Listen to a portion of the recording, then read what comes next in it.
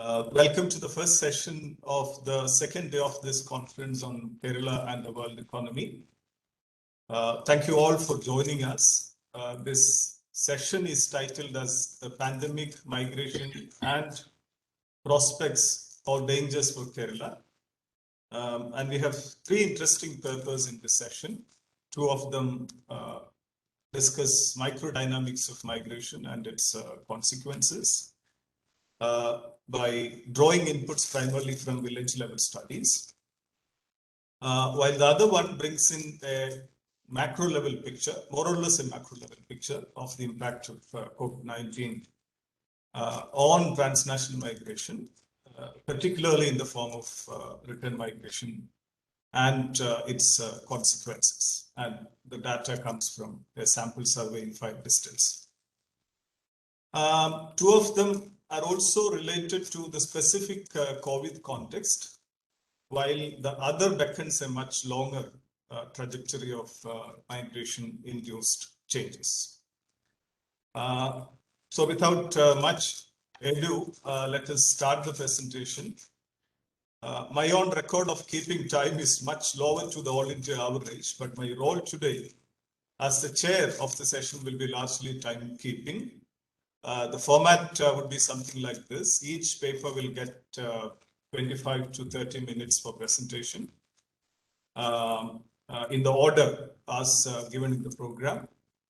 And at the end, we have another 25 to 30 minutes for open discussion on all the three papers together.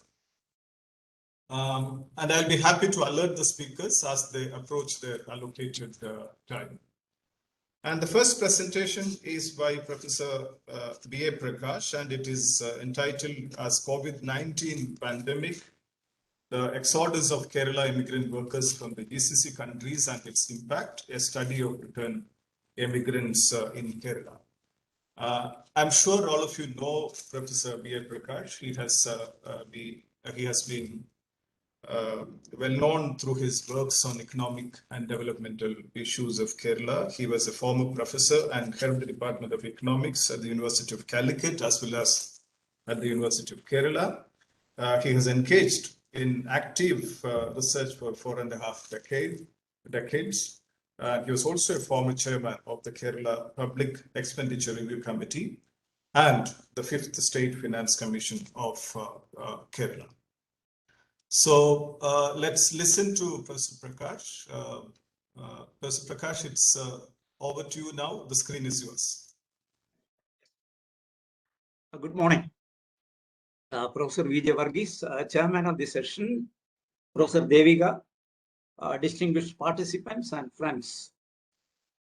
See, this is the finding of a research project sponsored and funded by Center for Development Studies.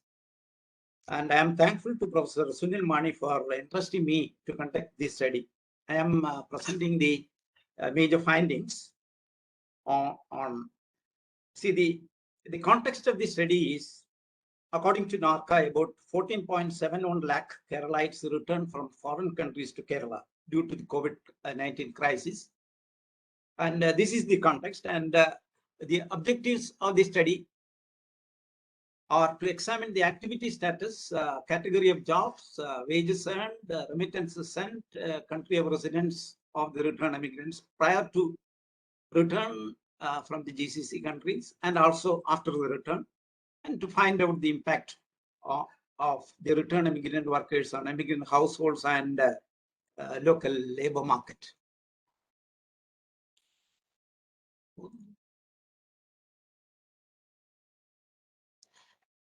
See here, the theoretical framework used is contract migrant workers. Contract migration is a temporary migration and the return is an essential part of it.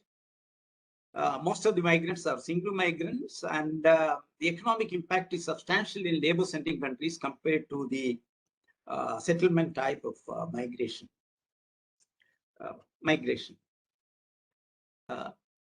Then the COVID is a great disruptor of international migration. COVID pandemic has created unprecedented disruption on international mobility and migration. Migrants were unable to depart on their migration journeys, unable to enter to transit and destination countries. Contract migrant workers are denied social protection and health care, mass return of origin countries and forced immobility, and the migrants are stranded. So contract migrant workers are worst hit by the COVID-19 disruption. This is a theoretical aspect of the contract migration and also the COVID-19 disruptions. See, I'm not going to the details of Kerala's migrant workers and things like that. So this is the main data, that is about 17.41 lakh Keralites returned from foreign countries due to the COVID-induced crisis. And this is the number of people who returned from the foreign countries. And these are the reasons for the return. And this is the district-wise distribution of the non-residents returned according to the NORCA. So here primary and secondary data are used for the study, but this study is mainly based on a sample survey of 404 return immigrants conducted in 5 districts of Kerala. So this is the sample, the district, and also the Gram Panchayat and municipalities, and the total wards, and also the sample and other details. And I will also give you some brief idea about the total stock of Indian immigrants in the world. The total stock of Indian immigrants in the world is about 178.69 lakhs. And out of this, the total stock of Indian immigrants in GCC countries was 9.65 lakhs, or out of the total Indian immigrants in the world, the share of GCC is very important. And Indian immigration to GCC, Keralite immigration to GCC is very crucial from the point of view of India. This is the data on that based on United Nations data. This is the total stock in GCC countries and also the share. Again, the share of Indian, see, I have already given that data. Then what is the total stock of immigrants from all countries in GCC countries? This is the figure. That means about 308 lakh is the total stock of immigrants from all countries in GCC countries. And this is the Indians share there.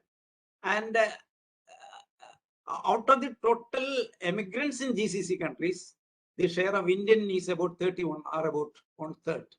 This is the point I just want to.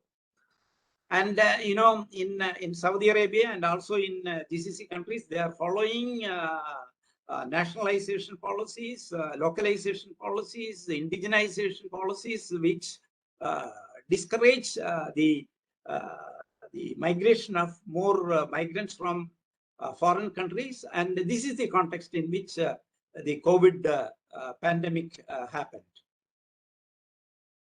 And see, I am due to lack of time, I am not going to the estimates on the Kerala's stock. This is some of the estimates earlier conducted by Dirajan and Zakaria. Then I am coming to my presentation. What is the activity status of Kerala to return migrants? Out of the total returnees, 50% return from Saudi Arabia, 19% from UAE, 11% from Qatar, 7% each from Oman and Bahrain. It is found that of the total returnees, the returnees from Saudi Arabia is facing the severe distress. Of the total returnees in our sample, 46% belong to the age below 41. Nearly 80% had an educational qualification of SLC and above. So this is the country-wise return. 50% of our sample returnees is from Saudi Arabia, 19% UAE, 7.2% Oman, 6.2% Kuwait, 11% from Qatar. This is the sample returnees. This is the age-wise distribution of sample. This is the educational status of the sample, and we have also classified the occupations in which they employed in Gulf countries. Out of 28% worked as salespersons in Gulf, 8% worked as cleaners and helpers in houses, 13 worked as car van drivers, 7% worked as waiters and bartenders, 6% are construction and manufacturing supervisors, 3.5% painters, etc., etc. See, I have made a classification of the returnees prior to the return on the basis of the National Classification of Occupation, and this is the occupational position.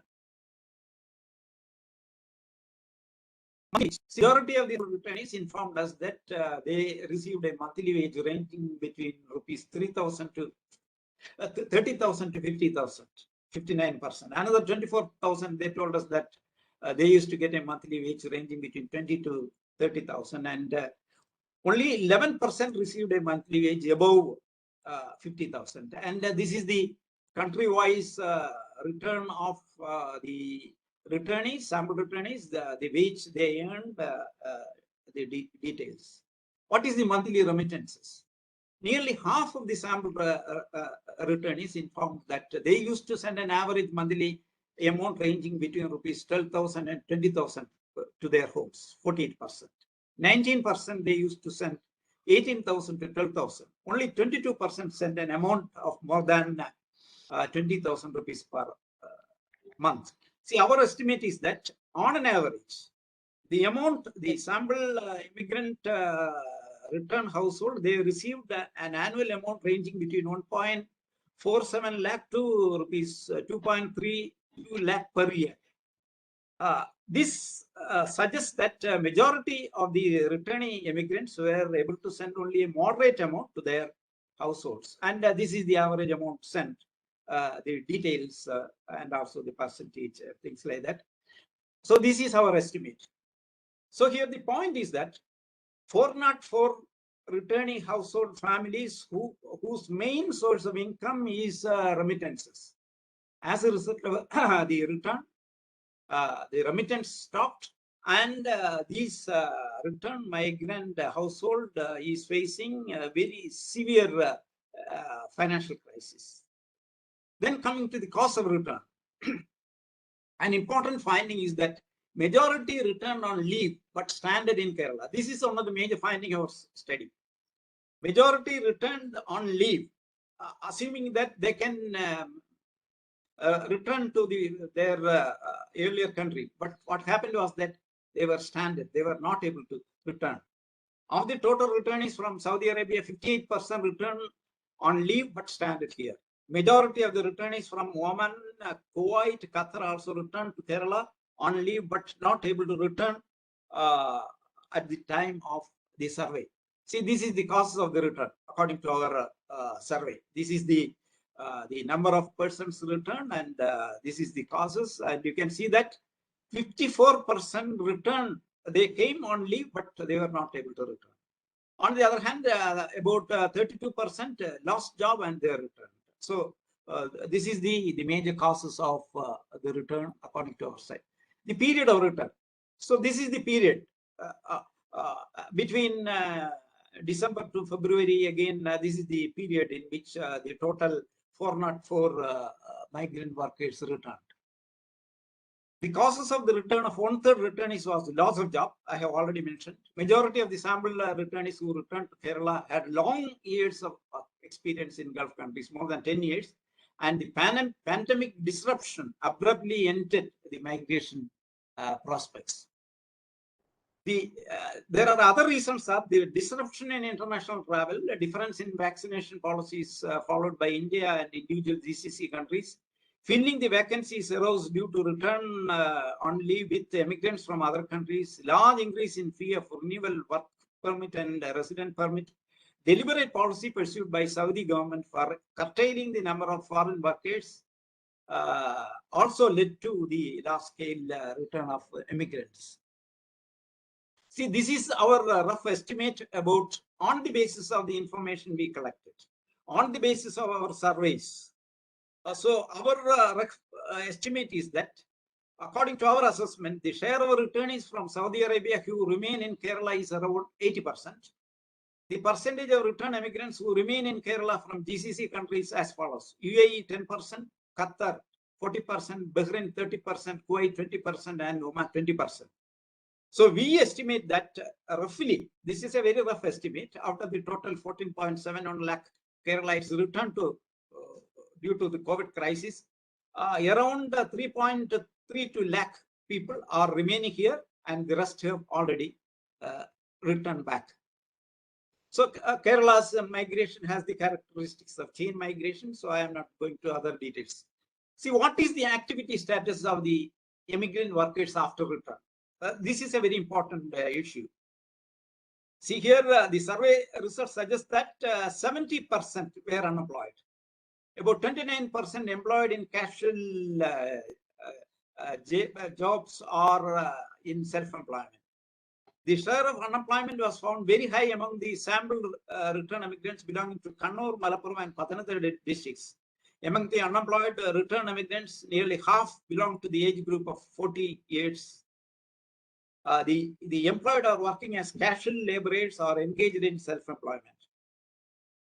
See, this is the activity status on the basis of district-wise status and also of the 404 return immigrants.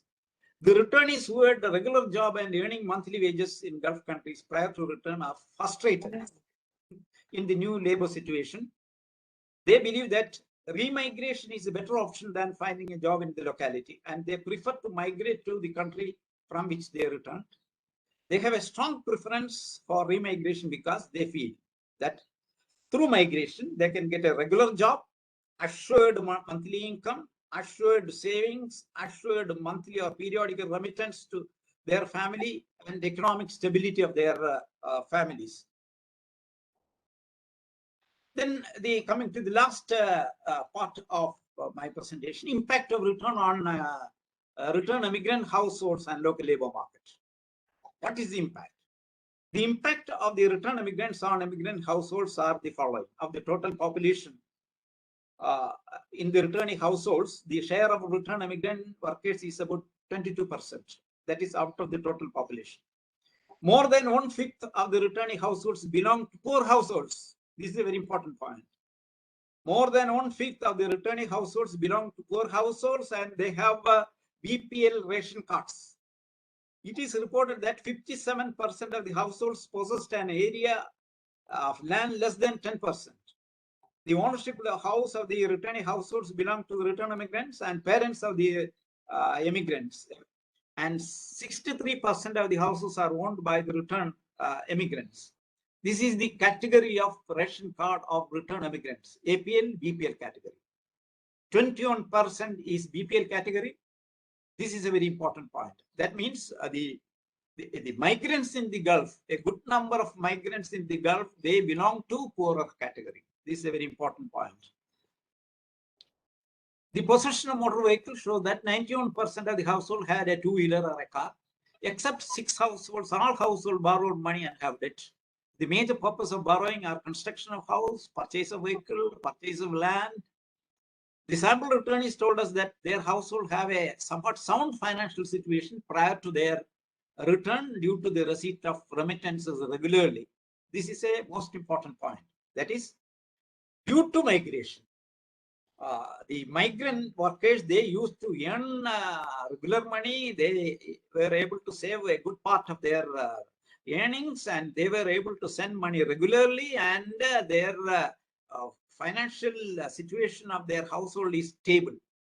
That financial situation was totally shattered due to the return. The return sample immigrants have resulted in total stoppage of remittances in the households and shattered the finances of all the sample return households. The major impact of the return immigrant households on local labor market are the following. The COVID-19 pandemic has resulted in acute recession. See, already you are facing a recession due to the pandemic-induced crisis. Along with this, you find that the return is also returned back. There is a steep fall in remittances, especially in districts like Kannur, Kozhikode, and Malappuram. So the pandemic. the COVID-19 pandemic has resulted in acute recession, large-scale return of immigrant workers, contraction of secondary and tertiary sector production and employment. It resulted in an addition of workers. That means return migrants, a part of the return migrants, they also were added to the labor market, created an excess supply of labor force, spurt in unemployment rate of secondary and tertiary workers, and severely restricted the occupational and geographical mobility of migration of labor.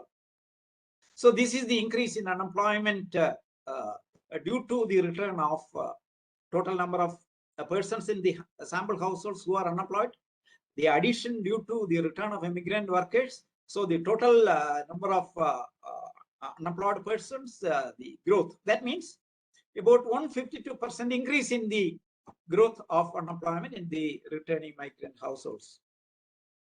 So based on these findings, see, I have given a few suggestions to address this issue. The return immigrants, the stoppage of remittances received, the lack of other source of income have pushed the immigrant households to acute economic distress. To address this, the policy should aim to give credit support to returnees to remigrate, to give relief and support to the households and provide assistance to find jobs. So one of my suggestions is that to provide loans up to 2 lakhs through banks and other financial institutions for those who wish to remigrate. So most of the persons who return, they want to remigrate. And again, remigration is a very costly thing, especially due to the enhancement of work permit and also other resident fees in Saudi Arabia and also in other GCC countries. So this is number one. Second, provide credit support to the returnees. An interest-free loan up to rupees 5 lakh may be given to the banks and through other financial institutions to the returning households, those who are interested to avail loan and engage in self-employment or other activities. The NORCA is already giving a loan. They have a loan scheme. That scheme can be continued, or they can even expand their loan scheme. Again, a change of APL ration card to BPL ration card. See, one of the complaints raised by many of the returnees are that, see, as a result of the return, they were in a BPL category. They don't have much other income. So they demand that their ration card should be converted to BPL.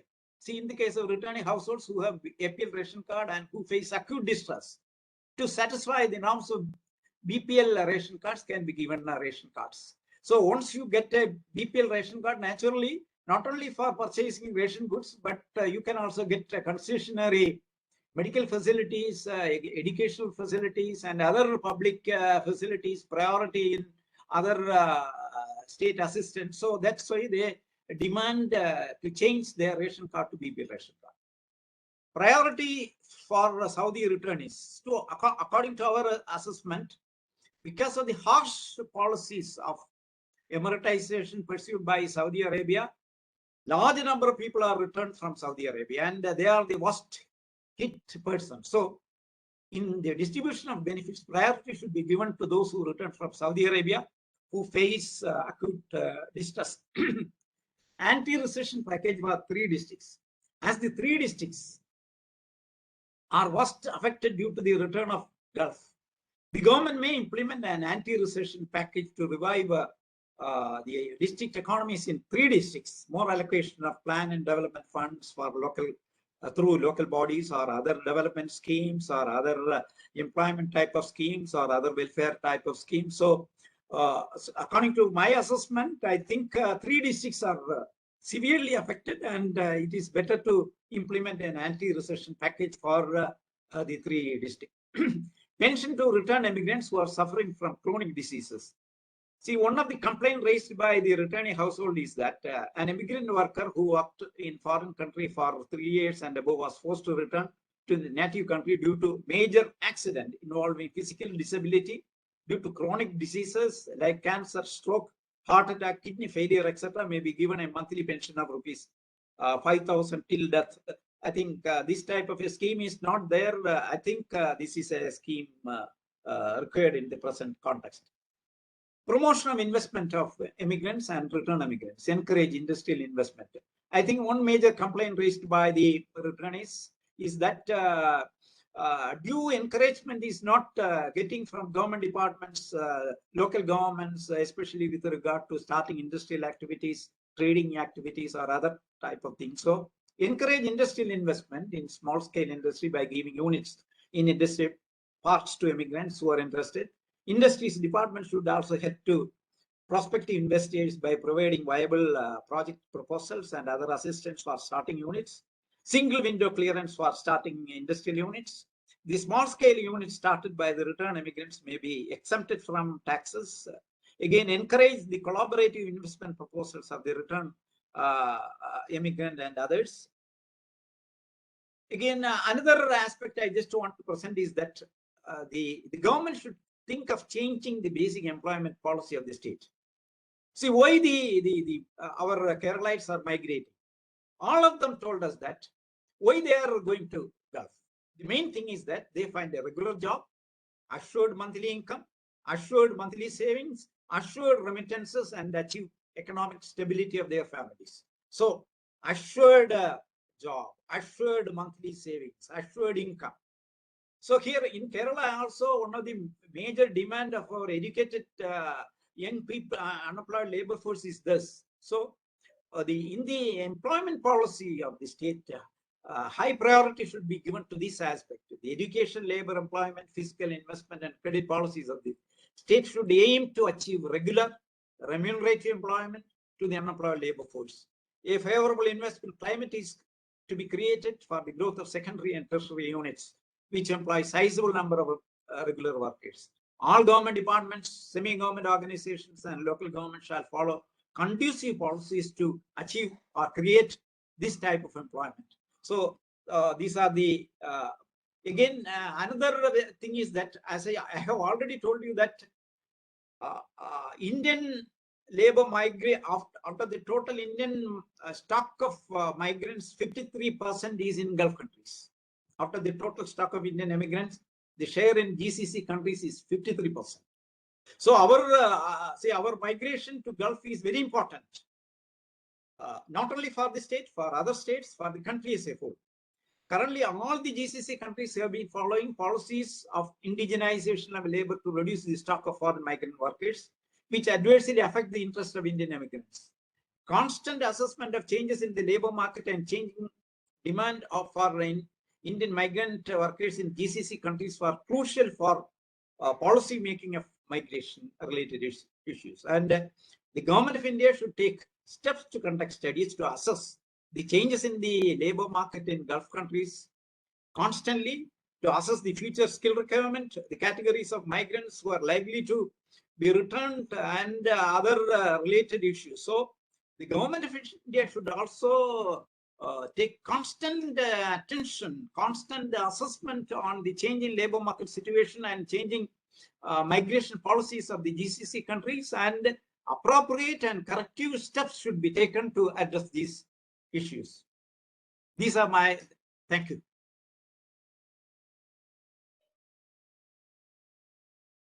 Thank you very much, Professor Prakash. That is well within the time. And thank you for giving us a sense about the magnitude of COVID-19 inflicted return.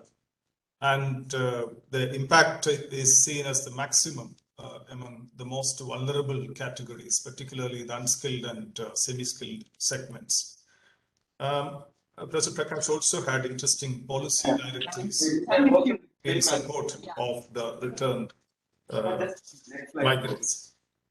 Now let's move on to the next paper. This is a joint paper coming out of a collaborative project of Professor Praveena, Dr. Parameswaran, Dr. Ritika Jain, and Professor Vinoj Abraham, all of them faculty members at the Center for Development Studies.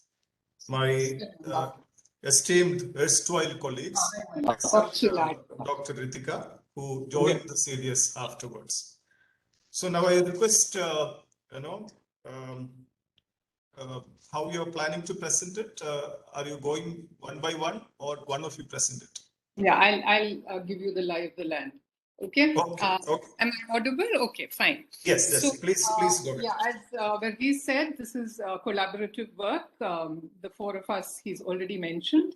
There are a couple of acknowledgements first, that this was funded generously by the International Migration Program at CDS, funded by the Kerala government. We're grateful for that. The data was cleaned, and analysis was done by Neetu. We're grateful to her and to Preeta, who initially supervised the field work, and to all our enumerators in the field in Kadakavur. I also want to thank Kritika, though she's part of this, for all the visuals that you will see. I'm completely incompetent in that. I'm going to do the first part of the presentation, and Vinoj will take over midway. So that's how we organize the presentation. As you can see, the title is International Migration, COVID-19 and Employment. This is a micro-level study. It really focuses on the locality and hopes or tries to understand how the global has really influenced the local. We bring in some context, some historical context, but we also bring in a temporal view from our own data, which allows us to understand how migration has progressed. But the temporal view from historical literature shows us about occupational changes, etc., which are very relevant to what Professor Prakash said at the end of his presentation on the kind of employment that is available in the state. So this is a micro-level study, but by no means a small study. It has it was a census, so we covered 7,488 households. That's a very large sample, over 26,000 members. To begin my presentation, Kadakavur is considered a Gulf pocket owing to large-scale migration to the Middle East over the past 50 years and more. Our presentation draws on some of the findings of a census that we conducted in Kadakavur Panchayat between August and November 2021. So you will see that this was after the second wave of COVID and before the third. So the return on account of COVID would have been mostly covered in this period. The census is the first phase of a larger study that seeks to probe the ongoing transformations in international migration and the impact that migration to the Middle East has had on the village economy and society. In the first half of the 20th century, the village and the region witnessed significant migration to Malaya, but this movement declined by the 1960s. I call it Malaya because that was the usage at that point, and it included Singapore and Malaysia. The village itself, Kadakavur, was studied previously by the census as a village monograph in 1961, where it was selected for the centrality of coir processing to its economy. The area studied by the census 1961 is now under Vakam Panchayat, and the same area was resurveyed in 1991 by Shivanandan, Professor Shivanandan from the Center for Development Studies again, so I must acknowledge that. These studies provide useful reference points for understanding the temporal and occupational dimensions of migration in the region, but are limited by the very narrow range of social groups in that particular study area. Now, this is from the Census 1961 monograph, and you can see Kadakavur on the northwest. You can see from that it's a coastal village, but the panchayat itself that we resurveyed is coastal at the southern part, and then it moves into the Midland and more into the Midlands as you go northward. But this is as it was in the 1961 survey, and the surveyed part is part of that area that is highlighted in dark, nearly black, and where Kadakavur is written. Now, the village in transition, the census monograph refers to the fame of coir and coir products from Kerala as a much valued export commodity that elicited the admiration of travelers Ibn Battuta and Marco Polo. Emigration was significant earlier, had come to a stop. Among 129 households surveyed in 1961, only 2 depended on remittances, and that was from relatives in Singapore. In 1961, women had a higher work participation rate than men, believe it or not, in this particular area. And I'm quoting from the census, the percentage of women having worked is greater than that of men. This is due to the peculiar nature of the common occupation of the area, namely coir spinning.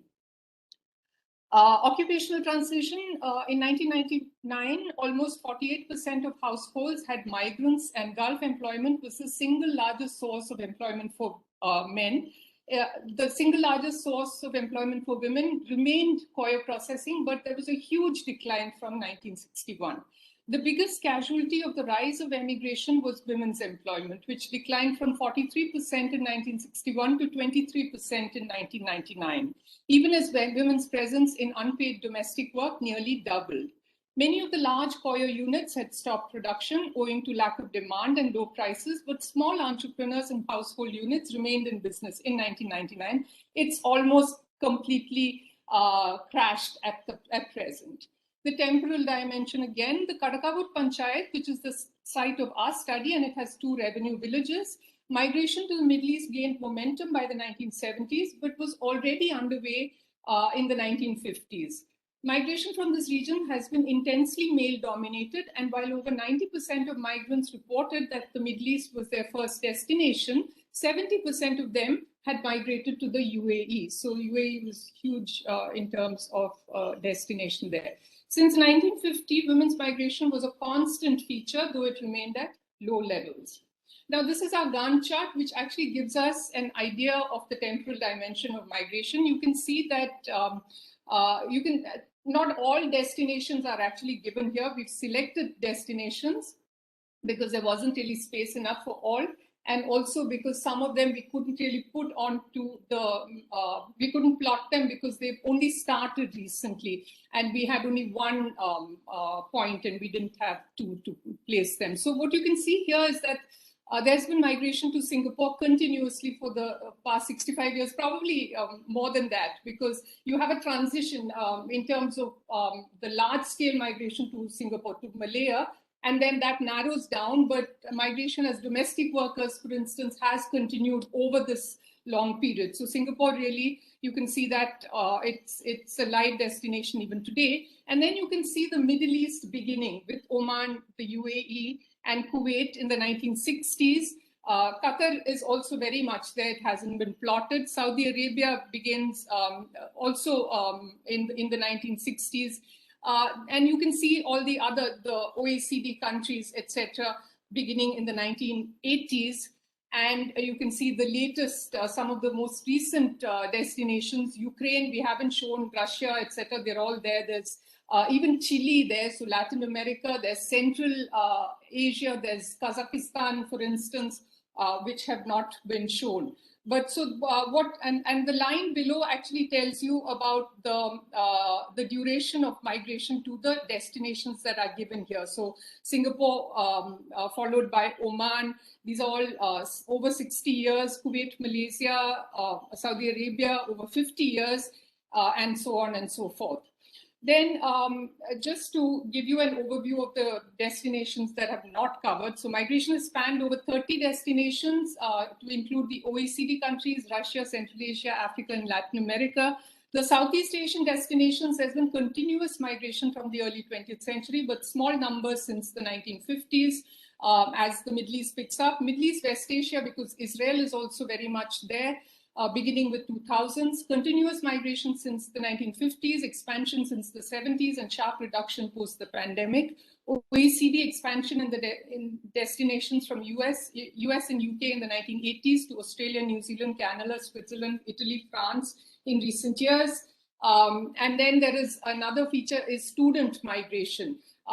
Ukraine, Russia, China, and Canada are all destinations of student migration. Now here, what we're trying to show you is onward vis-a-vis return migration. And you can see from here in the second and third columns, which actually show you onward migration, that from 2011 onwards, there's a decline, a slight decline, not a major decline, but a decline in onward migration of men. But you can also see side by side that there's an increase in the migration of women at low levels, but a noticeable increase. And then when you move to return migration, what you see is that it's increase of both men and women. And the increase is huge in the 2006-2020 period because of the pandemic. And the asterisk tells you that in 2020, 229 people, 210 male and 19 females returned having lost jobs or decided to stop migration, and 64 people migrated for the first time. So again, more of temporal trends. I've already mentioned, and I'm not going to go over this except to pick up the last bullet point, which is that Kadakavur falls under Chirayankil Taluk, which witnessed the highest return in emigration in 2013. This is from the Kerala Migration Survey 2019. And now this is to give you a sense of the social composition of households. I've taken the table, the percentages horizontally, but let that not distract you. The main points to note is that this is a Hindu-dominated panchayat. So, by far the largest constituents of households and members is Hindu. Christians and Muslims are relatively small. Christians are a very small population, but there's spatial clustering. So you'll find that the coastal area on the southern extent is Christian. And again, there's spatial concentration or clustering of other groups as well. When you move to social categories, it's OBC dominated because of a domination of Hindu OBC, but also including the Christians and Muslims who are also OBC. And then when you look at caste, you get a better picture. It's an Irava dominated, a really big Irava dominated panchayat with sizable presence of households from the Nayars and also from 3 scheduled caste groups. So together, if you take them together, it's a sizable presence. It's a presence that is higher than that of Nayar households. Now, when you there are 2 aspects here, that is non-migrant households and migrant households. So when you look at migrant, and we've taken migrant and returnee together just to see the kind of influence that migration has had in terms of social groups, you'll see here that, in terms of households, it's the Christians that, among the Christians that, a large proportion of households have been affected. But the Christians, as I said, are a small presence, a relatively small presence in the village. As far as Hindu and Muslim are concerned, the migrant effect on households that have migrants, is very similar, which means that Irava and Muslim, because Iravas are the large presence. But Nayars, though the presence is not so large, they have had a significant migrant presence. It's the scheduled castes that have not had, those households that have not really seen or have had access to migration. So that will be visible when you look at the caste part of it. You can see the big difference when you move to different castes. Though, of course, the Tandan, which is one particular caste, have a sizable presence of migrants. Moving from here, this is a map of Kadakavur village, painstakingly recreated by Ritika. What you can see here is the spatial clustering. So this is what Ritika has done is take migration per 1,000 households. This is population, migrants per 1,000 households. And you can see that there's a very clear pattern.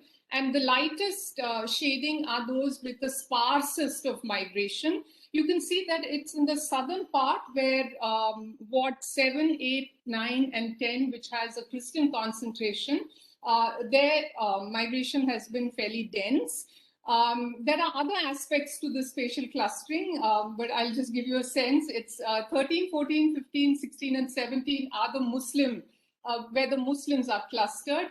As you move inland, you find scheduled castes, and 3 and 5 have a sizable presence of Nayars. And this is remarkable for the kind of similarity to the description you find in the 1961 census monograph, where the census superintendent actually talks about the caste or the social group spatial pattern that you find. So the Nayars are found inland with its cultivation, Iravas slightly more to the west, and depending on which community is represented among the fishing community, then you find them there.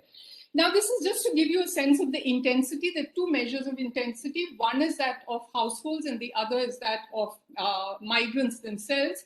So when you look at current migrants per 100 households at present, so because it's current migrants, so you'll find that it's 24.08. Whereas when you look at migrants and returnees per 100 households, it's almost double, 47%. So you can see the difference, which also means that that return is really showing up.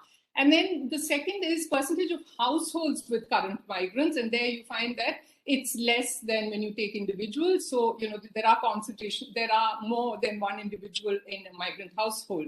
So 20%. And when you take percentage of households with current and returning migrants, it's 37.37. So the coloring was just to indicate clustering. This is something I've already mentioned, which is about the spatial dimension, and I mentioned it when I took you over through the map. And now I hand over the baton to Vinoj. Vinoj? Yes, I'm here. Thank you. Thank Okay, you. just give me instructions and I'll change the Yes, slide. I'll do that. Thank you, Praveena. Thank you, Varghese. So what I'm going to do is just continue with what Professor Praveena has talked about.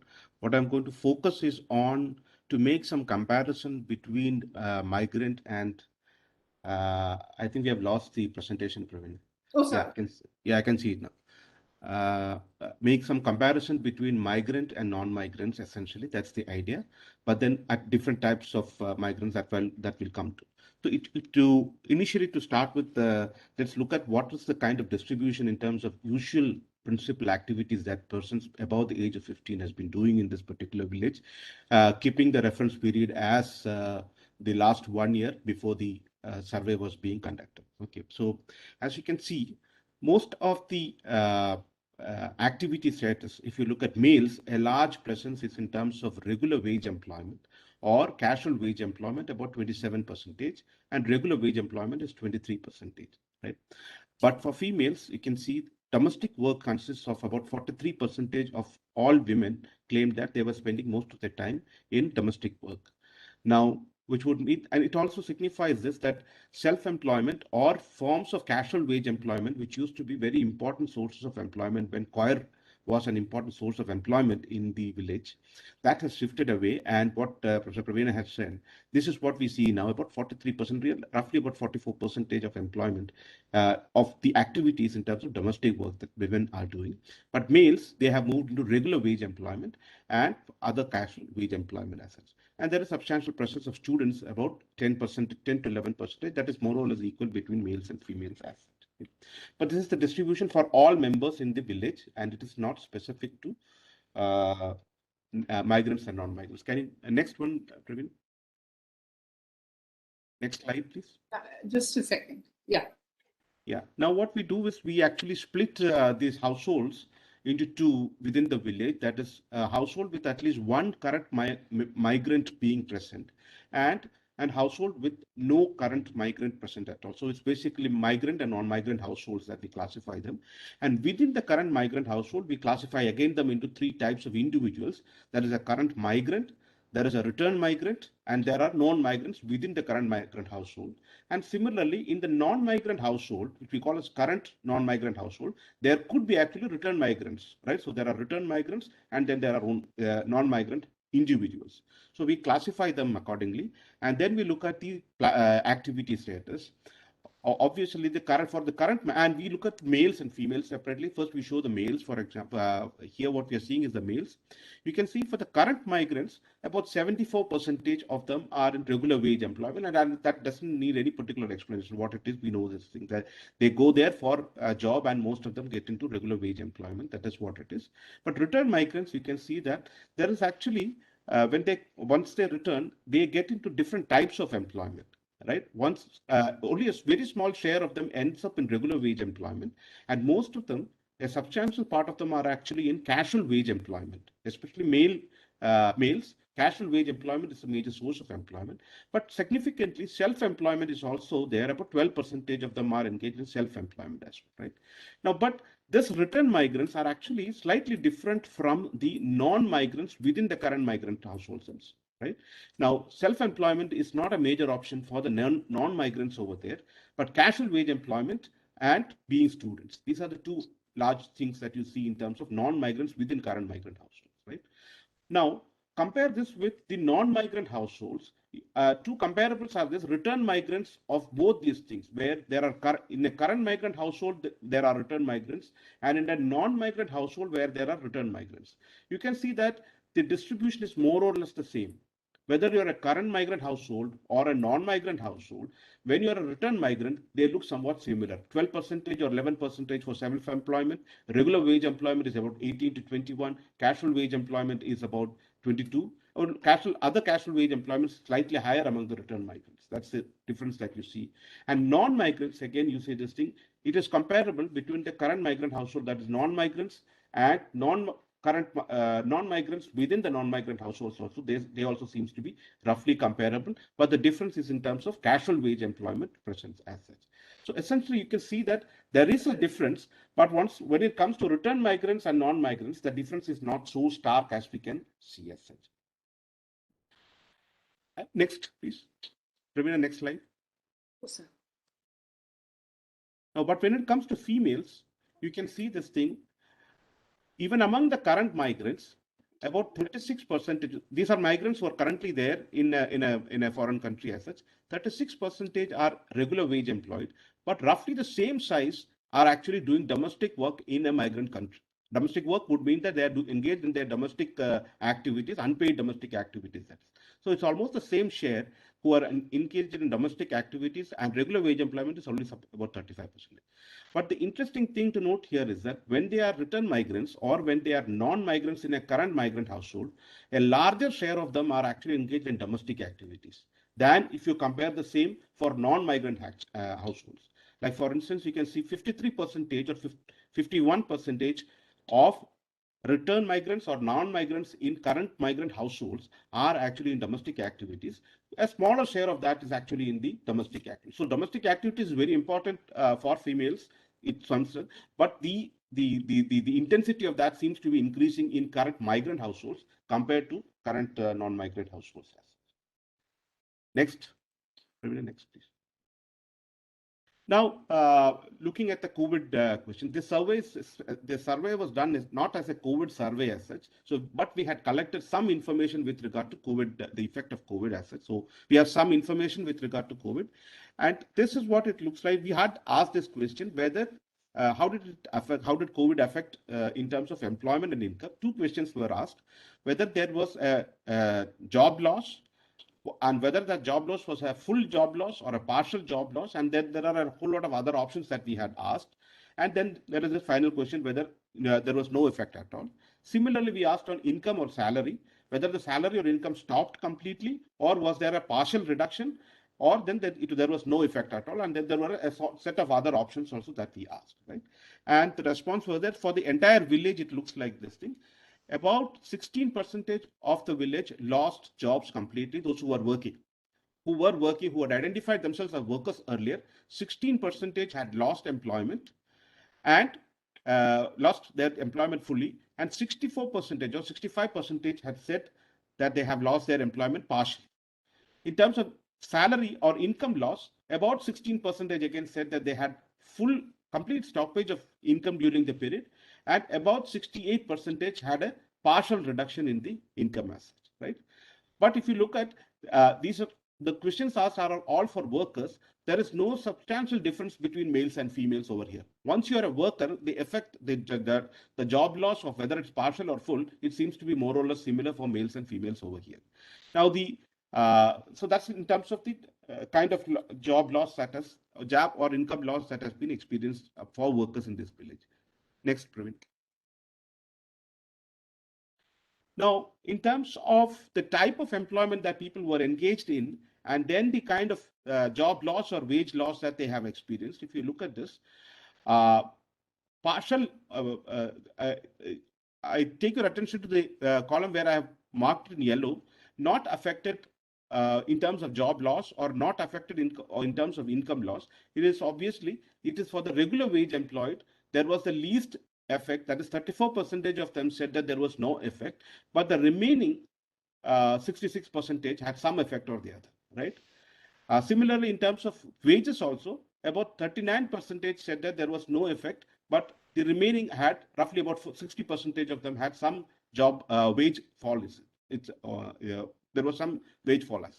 But if you look at, Vinoj, yes, would you be able to wind up in the next couple of minutes? yes, I'll do that. So if you look at self-employment, the worst affected was, of course, the casual wage employment, where nearly the entire population, entire casual wage workers were affected. About 99% of them, 95% of them were affected. 16% in terms of job loss, and 12% in 16% of partial full loss of job, and about 80% in partial loss. About 67% in terms of casual wage employment partial loss, and about 13% losing in terms of full loss of income as such. Self-employment had a slightly lower effect as such. Next, please. Next slide. Again, if we classify this into migrant and non-migrant households, we find that the effect, I'll just summarize this table. The effect is actually much stronger on non-migrant households, and it is much lesser on the current migrant households. It is as expected only. The non-migrant households had a much larger partial loss, or a partial loss in employment, or a partial loss in salary as such, while the migrant households had slightly lesser effect on the loss of jobs as such. If you look at 23% of current migrant households said they had no effect at all, and 24% said that they had no effect. Obviously, the remaining 75% had some effect as such. But compare that with non-migrant households, you find that roughly only about 10% claimed that there was no effect at all on this thing. About 90% of them did have some effect, either in terms of job loss or in terms of wage effect as such. Next, Praveena. So I'll just summarize the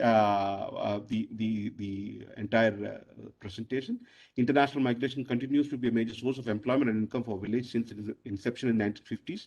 Male migration is slowing down with outward slowing down and return migration increasing. Female migration seems to be picking up pace.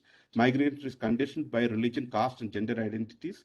Activities of households with and without migrants vary substantially, but only among males. Among females, the differences are more quantitative in nature. Employment patterns among migrants and non-migrants differ. COVID-19 had a very heavy impact on employment and income, both in migrant and non-migrant households, though migrant households and migrants seems to be marginally better off than non-migrants in their COVID impact. I'll stop here. Thank you very much. Thank you very much, Praveena, Vinoj, and others. I guess they have brought an important comparative lens, which by juxtaposing migrants, return migrants, and non-migrants, by showing the differential impact of COVID on these different categories. Also, this diversity of migration in terms of destination from this particular village is seen as astonishing, and I think which is capable of complicating the social network theory, even though it may complicate, it may contradict with the spatial clustering that map was basically showing. So thank you very much. Now let's move to the next presentation by Mr. Mijo Luke. The paper is titled Speciality of Transnational Migration, Changing Ecology and Livelihoods in Rural Kerala. Mijo is a young, promising research scholar doing his doctoral studies at the Center for Development Studies, Trivandrum.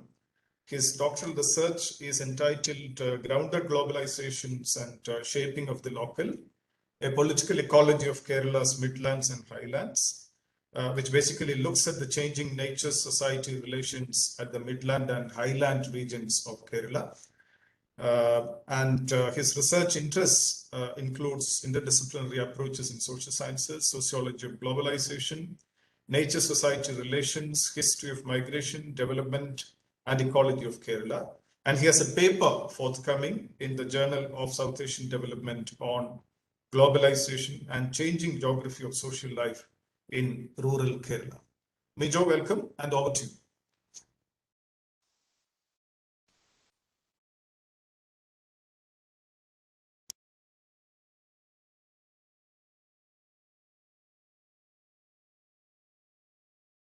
Yes.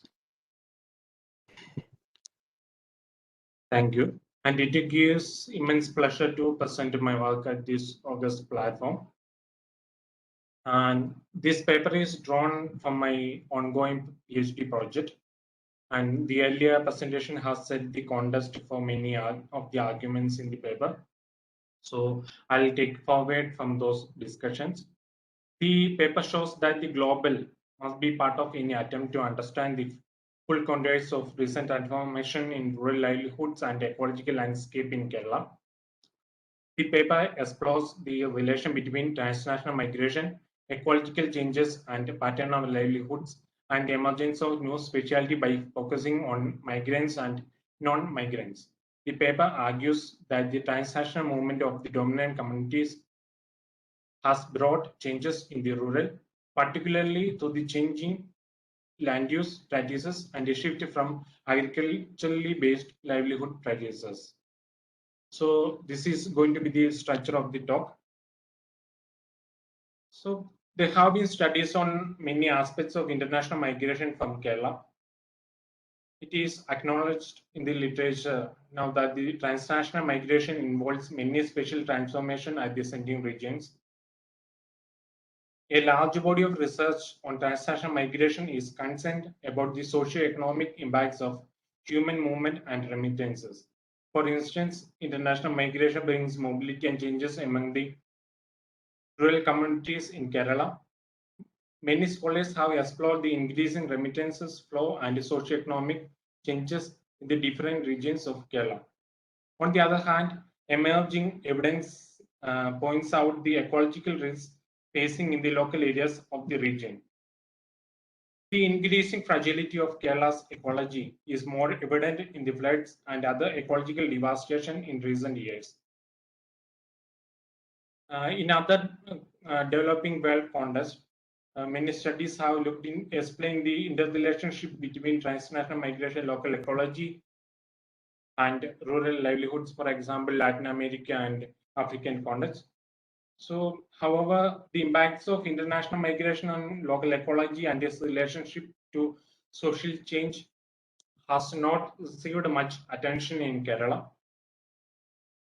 Therefore, this paper examines how these settlements has transitioned from a society mainly dependent on income generated in an agrarian-based economy to one dependent on multiple income sources, rooted directly or indirectly in transnational migration, and the effects this has had on local ecologies. In this paper, I explore the important questions.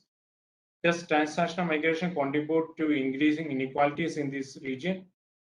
What are the implications for the local ecology and environmental justice from these experiences? Thirdly, how do different forms of inequality and the changing ecology shape rural specialty? So to answer these questions, I try to explore the dynamics in two settlements from Midland and Highland of Central Kerala. The one has a long history of international migration, that is Arakura village, which is situated in Mathura Taluk in the eastern parts of the Ernakulam district. The other settlement has recent history of international migration, that is Tangamani, is in the newly formed Idiki Taluk, which has witnessed the wave of Sri Lankan Christian migration to the high ranges. As I show in the presentation, interestingly, the both settlements converge to the same trajectories. So first, I'll explain the context, like community relations. So Arakura being a critical point for pepper trade, attracted sitting Catholics from coastal regions. However, till the 19th century, the local chieftain and Brahmin families were the major landlords. The large families appointed overseers to supervise cultivation. They were mostly sitting Catholics with less land holding or non-land. On the other hand, the village working class, mainly from Dalit community, was scattered across the village. The landlords brought the earlier generations of the Dalit community to the village. The Irava families possessed 1 to 2 acres. However, they had to move distant places from the village junction as the Christian community accumulated the land. Infrastructure and other facilities were developed on the land accumulated by Christians. During the land reform, the tenants of church and the convent came to possess some land. However, it mostly concentrated in the hands of the Syrian Catholic community. At the beginning of the 20th century, local church and the Syrian families emerged as landlords by forming their capital through landholding and other resources. It led to the appropriation of resource areas by the Syrians in Arapura, which had implications for later development. And in the case of Thangamani, yesterday we have listened very excellent presentation like how a settler community is formed.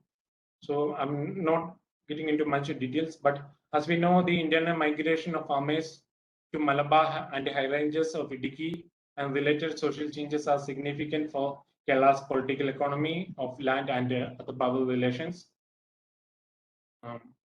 After the promotion of migration to grow more food program by the state, farmers from the Midlands started to venture into the high ranges of Idiki. The initial migration was to Kodenkumli Road and reached Upputara. The groups of men who were less influential in money and other resources had to be satisfied with the low quality land. This category included the landless laborers from the Catholic community and Dalit communities who played an integral part in changing the forest land. So the landless were given less fertile land with the rocks that constitute ecologically sensitive areas.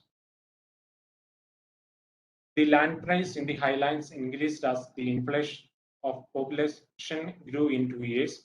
As a result, Dalit families stayed together at wastelands and ecologically unstable parts of the settlement. And the farmers consisted of mostly Syrian Catholics, Iravas, and a few Nayars in Thangamani. And it is noted that apart from the large encroachments and migration, small attempts are made to acquire land by the Irava community. However, there was stark poverty for the initial 1 year, so the necessary things were brought from the native places. And apart from this, the professionals like teachers, the school and employees in the government offices were Syrian Catholics from different Midlands and many settled at Thangamani. And besides, there was a migration of laborers from the Dalit community to the settlement in search of work in the 1970s. The migration process was already structured by the intense inequalities prevailing in the sending places, and these were carried forward into shaping the settler communities and reflected in the differential access to resources and the quality of the land occupied.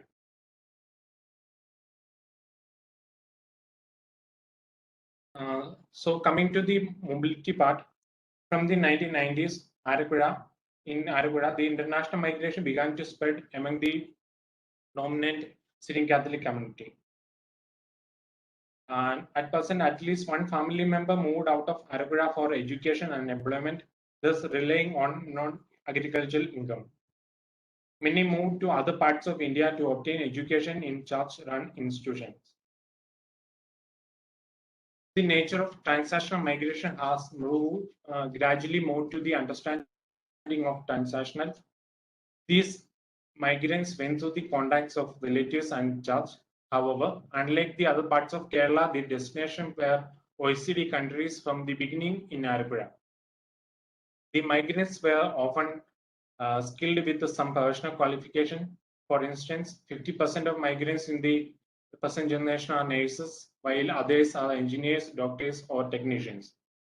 The survey indicates that landowning Syrian Catholics was differentiated mainly into those who got into formal employment and those who continued in agriculture in the village. At the same time, transnational migration opportunities became available to both groups those with professional qualifications such as doctors and engineers hailing from the group that moved outside the village and who were formally employed led the earliest wave of transactional migration. The first wave of remittances started to come from them, as many of them hailed from well-off families that did not need their financial support and lived with spouses abroad. Simultaneously, the nurses have migrated along with the professionals from the land owning class. The elder subtenants could also send their children abroad.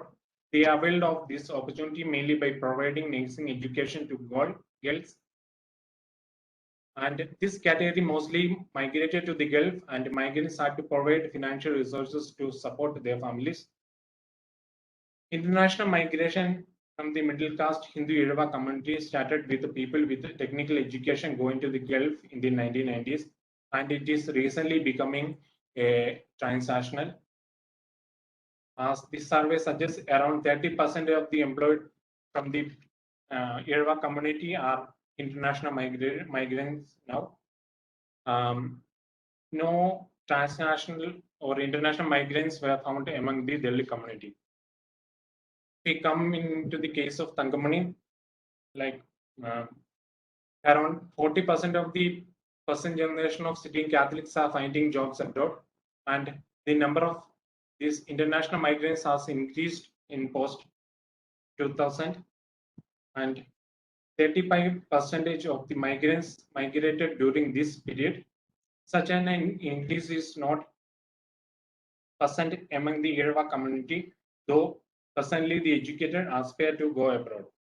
In comparison, there is no transnational migrant from the Dalit community. Nevertheless, it suggests that the transnational movement of the landowning community has implication for rural livelihoods and ecology. So, if we look at the various livelihoods and livelihood options exist at the village. For example, Arakura, the agriculture jobs started to decrease in the 90s. The younger people in Delhi communities are educated, however, they fail to find proper employment. For example, many in the present generation are educated up to degree level and PG level. The urban informal occupations available in the urban area of Mathura opens up a range of opportunities for Dalit communities. Even the educated people from the community are entering into casual jobs like driving, painting, timber work, rubber tapping, etc. Women for domestic work. And both men and women go for daily labor in pineapple plantations. And also there is an increasing presence of migrant laborers from Eastern India in the village. However, from the early generation onwards, the Syrian Catholics entered formal employment as bank employees, teachers, and other clerical jobs. Agriculture continued to be a profit-generating field until post-2000. According to the survey, the rise of commercial buildings in Arakura has created a rentier class who invested the remittances in these fields. The Syrian Catholic community members and a considerable number from the Yerva community are finding employment abroad. It is observed that the prime income source of all communities is moving away from agriculture activities. It is evident that the high-skilled jobs have dominated the international migration from Arakura. The affluence and the status hierarchy is reproduced where Syrian Catholic families dominated by land ownership, formal employment, and remittances from international migration. If you come to Thangamani, soon after the settler migration, the population of the settlement consisted of only farmers and agriculture laborers. Farmers and agriculture laborers did the agriculture work to transform the landscape. Gradually, the farmers started to get income from pepper cultivation, which has helped many settler families to become prosperous. The women were equally involved in agriculture. such as working in the paddy fields, plucking pepper and coffee beans, etc. However, the woman's main role was to take care of household chores. According to the survey, there is an explicit withdrawal from agriculture work among women of the present generation of landowning families as they became financially stable. The land is no more seen as a productive asset even among the settler community. The marginalized communities are finding casual jobs and are vulnerable to ecological risks because of historical deprivation. In the light of an inviting scenario in agriculture, only those who have alternative income source or remittances can sustain. So, among all these discussions, the Catholic Church, the role of Catholic Church and rural specialty, the local church emerged as a key actor in shaping the specialty in both of the settlements. In the case of Arugura, is mainly in these spheres like protection relations, like besides the church had a crucial role in shaping the protection relations and dominance of the Syrian Catholic community in Arugura. And the church played an essential role in the infrastructure development in the settlement too, which happened between 1920 and 1940. It is observed in the archives of the archives of the church that it acted as an intermediary for the implementation of various government programs, and it has started many education institutions in Arugura and around Mathura.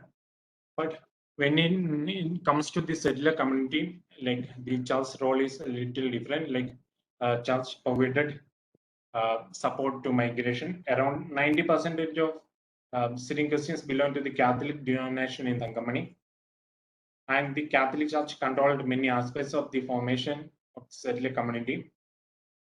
It operated in two ways. The initial migrants took the initiative to establish a church, and after that, the church tried to increase the number of believers to support the migration. It is evident that the church took initiatives for many developmental activities in the village. For instance, the construction of roads to Thangamani, and a school was established, and a hospital, and many other institutions. And the third thing is they always supported the settlers for various issues.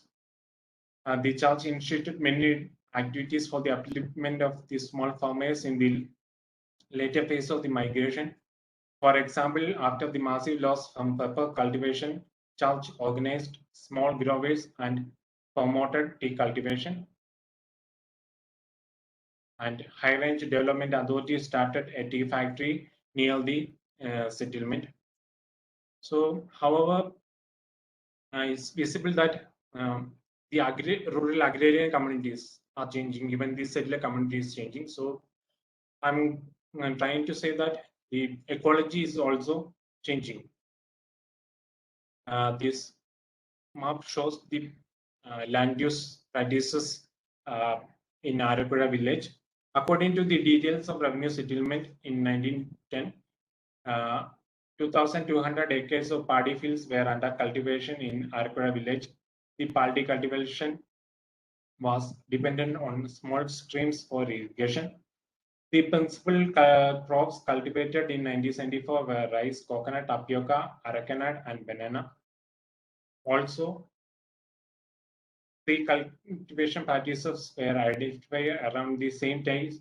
Rice and cowpea were cultivated in the paddy fielding during the off seasons. In comparison, upland rice and chama were cultivated on the slopes with the tapioca, plantain, ginger, nutmeg, and fodder grass. Lemongrass, cashew, and rubber were cultivated on the hilltop. The present land use relates to the changes in the cropping pattern and the shift of land to non-agriculture use. Compared to the previous decade, the major change in land use is the increase in built-up areas. The agriculture land has been terraced with mud walls to prevent soil erosion on which crops are grown. All these practices are disappearing with the commercial cultivation and no agriculture activities. Currently, the village's main cultivation practices are rubber, pineapple, and nutmeg, which do not require the owner's direct involvement. There was a significant increase in the rural built-up area after the 1990s. However, it was limited to the church-related institution and infrastructure around Arakuda Junction. The major land use is the concentration of land for plantation crops and mixed crops. So in the case of Thangamani, the transformation of the ecology of Idiki to the colonial plantation mode and then to settlers land was no doubt at the cost of massive deforestation in the last 100 years. The land of Thangamani consisted of large forestries such as Iti, Cheruguna, Marudu, Venila, Anili, Idul Venga, and Tik, etc. Migration has undoubtedly contributed to land use and vegetation changes in Thangamani. The migrant farmers initially converted low lands to paddy fields and cultivated tapioca, banana. The change in cropping patterns started when farmers received land titles in 1969 and gradually shifted from dry land crops to cash crops. By the 1980s, almost all the land was converted to agricultural land except for some exposed crops. In the late 80s, pepper cultivation faced a crisis due to bad weather and witnessed a halt in the capitalist transformation in agriculture. The crisis forced the cultivators to try multiple crops such as ginger cultivation and vegetable cultivation. In response to this crisis, the farmers tried to imitate the midland practice with rubber cultivation and could not succeed because of climate, a peculiar climate in the highland. With intense chemical fertilizers, the farmers have tried many cash crops in post-crisis scenario. For instance, aconite and coconut cultivation got destroyed because of various diseases. There is an increase in cultivation practice of cultivating tea in a small portion of land in the hilly areas and cardamom in the garden land. The land cover map of 1990 suggests that the built-up areas were concentrated around the church and agricultural land was more in mixed crop plantation. At present, primary land classification is the built-up area, mainly expanding township and residential areas. The major portion of the land is under cultivation of mixed crops such as clove, cardamom, tea, pepper, and coffee. However, pepper cultivation and banana cultivation were affected by 2018 floods. There is high possibility to shift to rubber and nutmeg as the climate has changed. Also, high yield varieties of cardamom. Although an increase in the residential areas with high concentration is coming up in the various parts of the settlement, transactional migration is rapidly altering the landscape as residential plots become a status symbol. However, this does not suggest that the Syrian Catholic community lost its ties with the land in the process. Instead, their relationship with the land is changing. So finally, what are the ecological consequences and the social impacts of all these changes? In both the settlements, we can pull up into these points like expansion of built up by church and a Syrian Catholic prominent Syrian Catholic families and transnational migration and new investment, which changes land use and which in turn causes ecological crisis. So it's visible from the study like it has exacerbated the vulnerabilities of marginalized communities, especially the landless from the Syrian Catholic community and lower caste community, and including women. So coming to the conclusion, it is clear that as a social group, the sitting question and sent the largest number of transactional migration preceded by a large group of international migrants. This pattern has its roots in the socio-economic power structure that developed in the village since the 19th century. At present, the landscape is changing with the expansion of built-up areas and commercial cultivation. And this, however, does not benefit the historically excluded. The exclusion from land ownership, transnational opportunities, and new land use reinforces the marginality of historically deprived communities in both cases.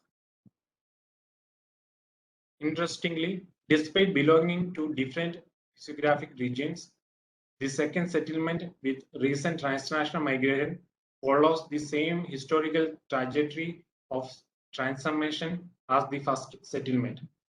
The paper contributes that the local capital formation and land use changes induced by transnational migration exacerbate the vulnerability of marginalized communities differently across the second physiographic regions. Thank you.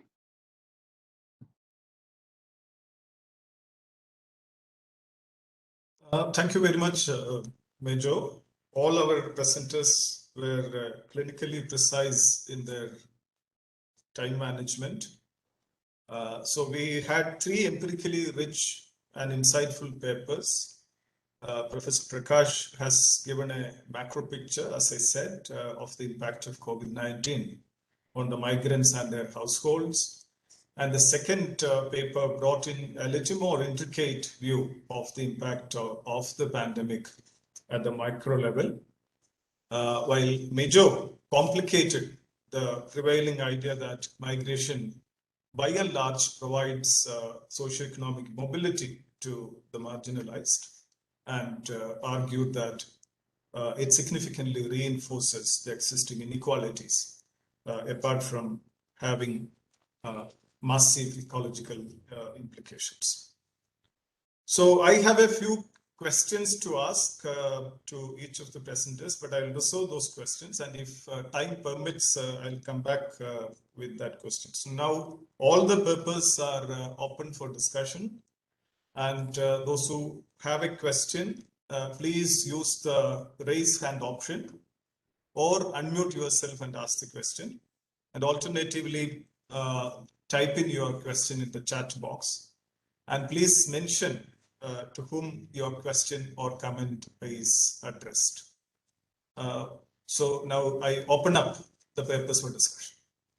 Can all the presenters open their camera and come to the screen?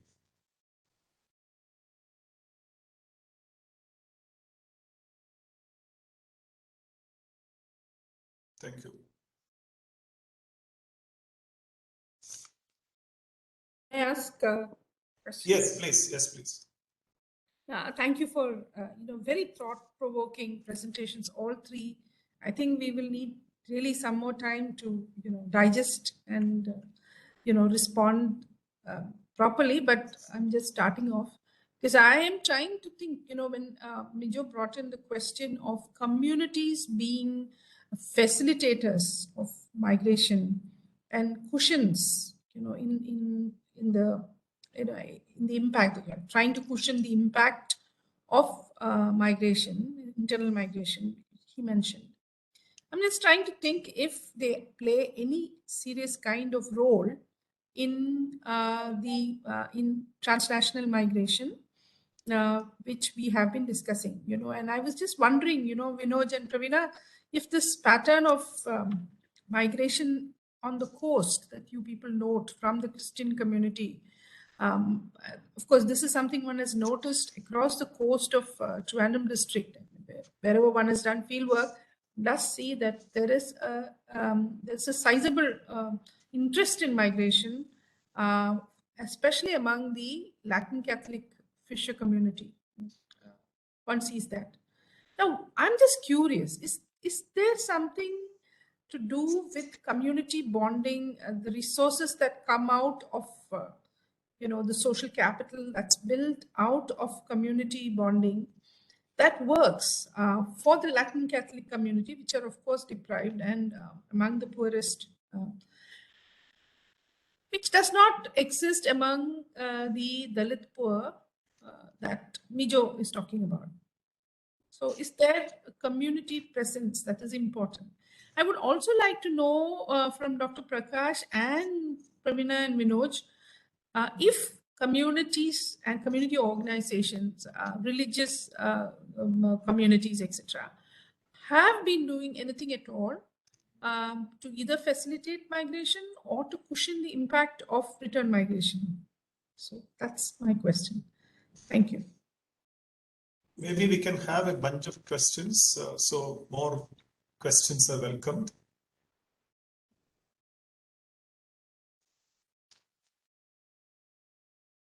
Varghese, may I ask a question? Please, Professor Mani, please.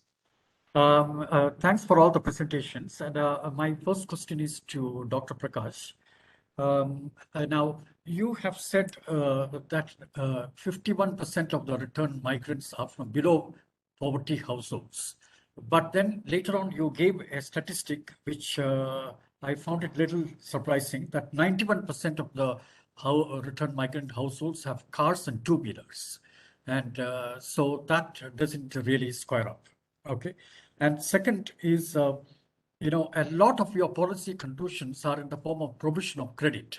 If you take the first 3, 4 things, they are all various types of credit mechanisms. And, you know, and then you also said that most of the returned migrants are actually shopkeepers. They were working in shops. And so what is the kind of credit that you are talking about? You know, is it for running shops? And you also said they would like to return, you know, in the earliest opportunity, they would like to return, you know. So, so providing credit to them, and if they are going to return after some time, what would happen to I'm talking from the non-performing asset point of view, because, you know, one thing is to give credit to people just like that, and then to pile up a huge and then destroy the health of the banking system as such, you know. So I'm just putting this as a devil's advocate kind of question. Okay. Now to Praveena, Vinoj, and so on, very nice presentation. And also this presentation, the Gantt chart was interesting, but you don't make a distinction between those who have migrated for employment and those who have migrated for education. So you have a range of countries there, but, you know, like some of the countries we know, I mean, like Ukraine, for instance, we know they might have migrated for education and not for employment. And because I say that this distinction, I didn't really get a figure on what was the distribution of among the total migrants and returned migrants. How many of them are those who have gone abroad for employment and come back, and those who have gone abroad for education and returned, you know, and because a lot of your final conclusions are for employment related things. The summary that you put there are all related to employment.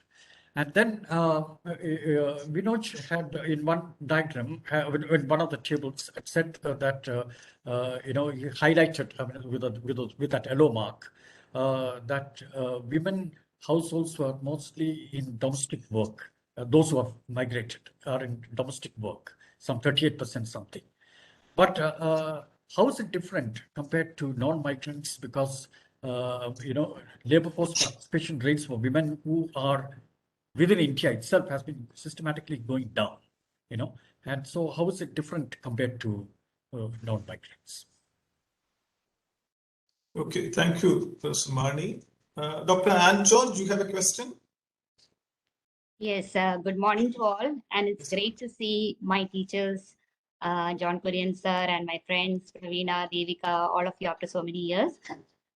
Okay, my question is this, basically. It can be addressed by anyone in the panel, which is that, you know, we have two narratives about Kerala's economic growth, which is that one is that it is migration-led, service sector-led growth, and the vulnerabilities associated with. And what I'm seeing is that in the past few years, even before COVID, we have a trend of return migrants, you know. So can we see these years, I mean, exacerbated by COVID, these few years as very crucial years for Kerala economy and the possible, implications of that on economic growth story of Kerala. So can we see these as watershed years or crucial years? That's my question. Thank you. Okay, maybe we can take one more question.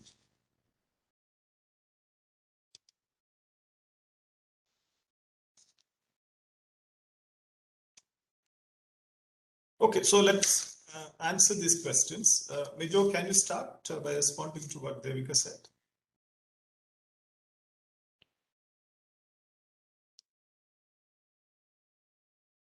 Yeah, thank you. Thank you for the question. Like, as I have pointed in the paper, like the church has a crucial role in shaping the migration and facilitating the migrants even in the sending countries, including this. I've been like now studied or almost 5 villages, including my MPhil, and it's all Syrian Christian dominated areas. So like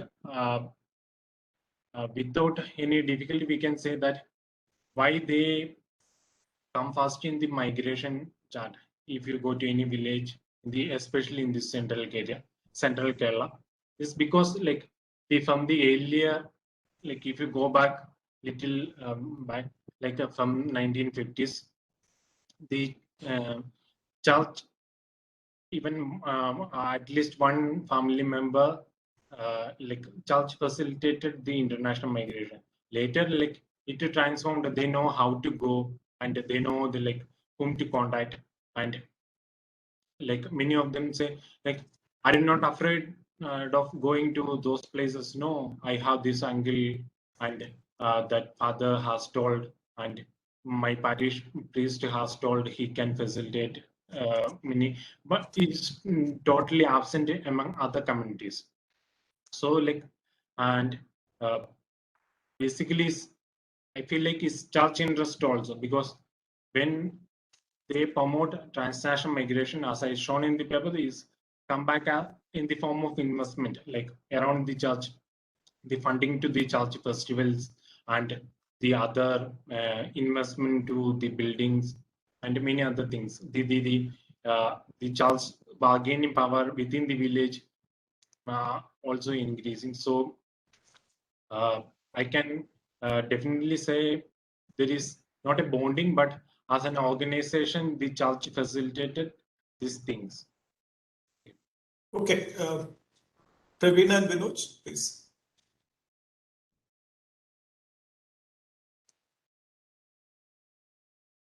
Okay, I'll start with that question that Devika asked about the community. Actually, that's very interesting, Devika, because there is a very strongly structured community among the Latin fishing population, as we know. But when it comes to migration, it's quite contrary to the picture that Mijo has given among the Syrian Christians, because the Syrian community, that is the church, does provide a backup role, it initiates, and it's done so even in the case of internal migration, we know. So the church has played a very important role, as it continues to play now in discouraging women from taking up work, etc. As far as the Latin community is concerned, there is a strong community framework where the church is a very, a very big presence in their lives. But when it comes to migration, the church is simply not there. And I've seen that very closely with respect to women's migration. So what plays a role there are kinship networks, spatial networks, friendship networks, but not the church as community, not the church as the framework of community, as it is in the case of the Syrian Christians. So this is very important, and it comes across starkly when you look at women, because you can see that the migration of nurses is also, embedded really in the church, in the way the church has promoted migration, etc. So in the case of the Latin Catholics, it's much more migration sensibility that exists right from the early 20th century, where because of the closeness of the sea, it was possible just to get onto boats and get across. National borders did not matter. So that's the way they reached Singapore. That's the way they reached the Gulf Coast, took up work, they created networks, men and women. And you see that in the case of migration to Israel as well, where a lot of this migration tends to be illegal, but they still go there and use their friendship networks, their kin networks, etc., to survive in irregular jobs for a decade and more. Before sometimes they're caught and sent back, sometimes they come back on their own. So I think there is a distinction in the whole way in which community works. So the church's community as distinct from the community in a much more disaggregated, much more dispersed fashion in the way that it works among the Latin Catholic, though the church is a huge overarching presence among the Latin Catholics as well. So that's Devika's question. On Sunil Mani's question, Sunil, I just want to say that, education, migration for education is still very small as far as Kadakavur is concerned. And it's a new thing. And that's why it's only Ukraine and China that, that number of years was even present. So we had a number of people going. So it's just emerging. I mentioned that on, I don't know if I mentioned it, but 94% of migrants have gone to the Middle East from here. And that's been predominantly for employment because it is dominated by men.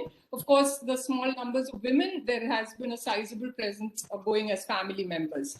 But it's largely single male migration. Education is still very small, but I think it's interesting to take note of the recent patterns because they are likely to grow. Not all need grow, but Ukraine does seem to be an important destination for studying, as China, as Russia, etc.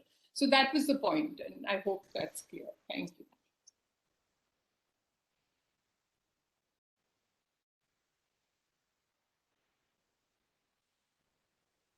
Can I just come in, Varghese?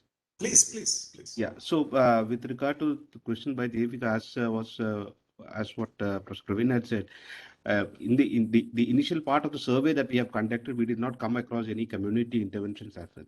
But the intervening agent that came in was actually the Gram Panchayat itself. The Panchayats had certain interventions that was not specific to Latin American community or sorry, Latin Christian community as such. It was common to all. So it was through the Panchayat actually whatever interventions that we had seen that because, but probably further survey, there's a second round of survey that we are planning, probably further studies in this region, probably we'll come across more of this. Regarding Professor Mani's question on education, just to put the numbers over there, it was in the data had shown this thing. The present, if you look at the current migrants, it's 1%. Among the current migrants, it's 1% is the population that is for studies over there. So it's actually a very small population that is in studies, as Professor Praveena had said now. Now, with regard to the second part of the question, what Professor Mani had asked, non-migrants, women's work in the Gulf region, is it different from this thing? Yeah, it's not very different. In fact, if you look at the participation rates among women in the migrant region, it's slightly higher than what we see in the Indian context or within the non-migrant families. But what I wanted to highlight was that what is the kind of activities that women were involved in India that seems to be following in the Gulf region also. Whether you are in the Gulf or whether in India, there does not seem to be much of a change. Now, one of the things probably we need to look at is that if the destination changes, suppose you are going to the US or Europe or some other countries, does this change compared to when you're going to the Gulf? Because the Gulf region itself has got very low females participation rates.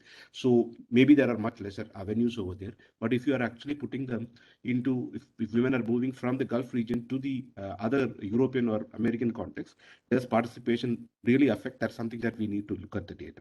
The last part of the question, by Dr. Ann, I'll just reflect on this thing. Now, are we in a crucial point of migration in terms of migration and economic growth in Kerala? In terms of the discourse on economic growth, I think the migration patterns are changing in Kerala in terms of migration returns. I mean, migration slowing down in Kerala. But I think the role of migration itself is not going to decline majorly in Kerala. It is going to be there quite largely. It is the numbers that are declining, but the volume of remittances, the amount of the direction in which remittances migration is taking place, these are changing, and the migration story itself is not going to kind of disappear from or kind of lose its prominence in Kerala even for quite some time to come. But there are directional changes in migration, and its role in economic growth or economic development in Kerala will continue to be majorly there for even quite some time to come. That's it. Thank you very much. Do Parameswaran and Ritika have anything to add quickly? No, I think both the professors have answered the questions very well. Okay, so Professor Prakash, now it's up to you. Yeah, regarding Devika's question, see Kerala's migration, especially the migration from the northern Kerala, or especially in the Muslim community, is there something like a chain migration. Chain migration means, there is a social network is working a key role in the migration. See, in our study also, we find that majority of the return migrants from Saudi Arabia belong to Malappuram district. Majority of the returnees from UAE belong to Kannur district. Majority of the returnees from Qatar belong to Kozhikode district. So you find some social network is there. That is your friends, relatives, they are supporting you in all stages of migration. From migrating from here, providing accommodation there, or finding other help in the foreign country. So I think, especially in the case of Muslim community, you can find that in Kerala's migration is a chain migration. So that aspect.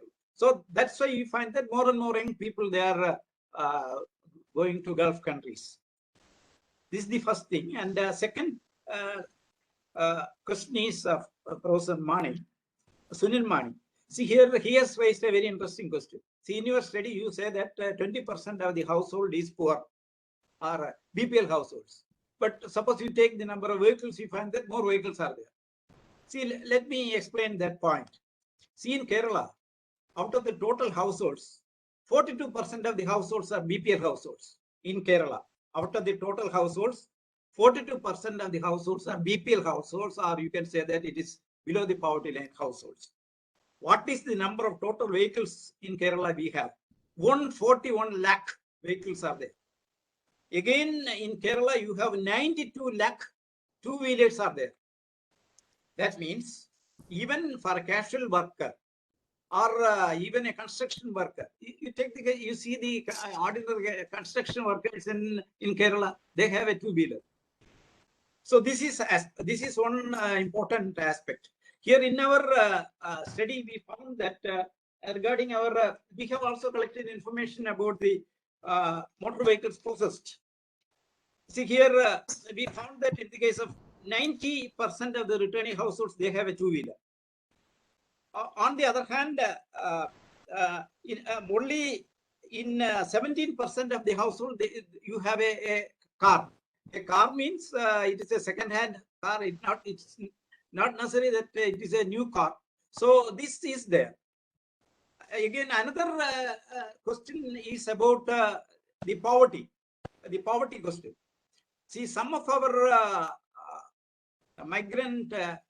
sample migrant returnees told us that, see, we came here and we were staying here, and we have approached the authorities to convert our ration card from APL to BPL. Because you are staying here and now you are in a very poor situation, so they have changed. So at the time of the survey, what we find that out of the total households, 20% of the households, they said that it is a BPL household. Okay, thank you very much. I think we have a few more minutes for questions and comments. So if anyone want to ask a question or make a brief comment, please pitch it. Maybe I have one or two questions to Professor Prakash. The number that you have put up, with regard to return migrants, looks highly disproportionate to the Indian migrant stock in these countries. Basically, your number shows that more people return from Saudi, which is around 50%, and from UAE it is around 20%, and which is also not going in line with the Northa data of return migrants. So my question is, has it something to do with the sampling, or is it something clearly indicating that the COVID-19 has differential impact in the GCC world as a whole? And to Praveena, Vinoj, and their team, I found this comparative lens between migrants, return migrants, and non-migrants quite interesting. And also, you have clearly shown that the impact is not just on the migrants, but also on non-migrants and their households. For instance, the reduction of wage is highest among the non-migrants. Perhaps reminding us that what happened to the migrants during the COVID should not allow us to take off our eyes from our domestic priorities. Now, my question is this process interrelated? Did the return migration in some ways exacerbated the problem? For instance, for additional pressure it inflicted upon the domestic labor market, etc. And to Mijo, I have, in fact, two questions. Towards the end of your presentation, you were speaking about the business capital which is coming into these sites. Now, my curiosity is transnational remittance getting converted, or transnational resources for that reason, is getting converted into this business capital? Perhaps it's a good idea to look at the ownership of commercial establishment, tourist resorts, and also the land transactions in the area. And the related question is transnational migrant resources is getting redirected and getting invested into agriculture? What is in my mind is the Punjab experience, the Jhatsik migrants increasingly investing their money in agricultural land, using it not only just for keeping the land, but also to retain their power in the social hierarchy. The second question is about the church. You have brought the importance of church in not only bringing infrastructural changes in these villages, but also significantly playing an important role in reinforcing the dominance of the Syrian Catholics. Now, all of us know that in the recent years, church is slightly worried about the migrations that are actually happening from many of these migrant belts, particularly the migration to the OECD countries, as your Karakura experience clearly shows. Where the attempt is, of course, there is an advocacy of large families on the one hand, right? And there is also a reassertion of the community boundaries, particularly against the Muslims, right? So do you see some sort of intervention on the part of the church in this regard, which by and large intervene with the migration culture of these places, the embedded migration culture of these places? Yeah.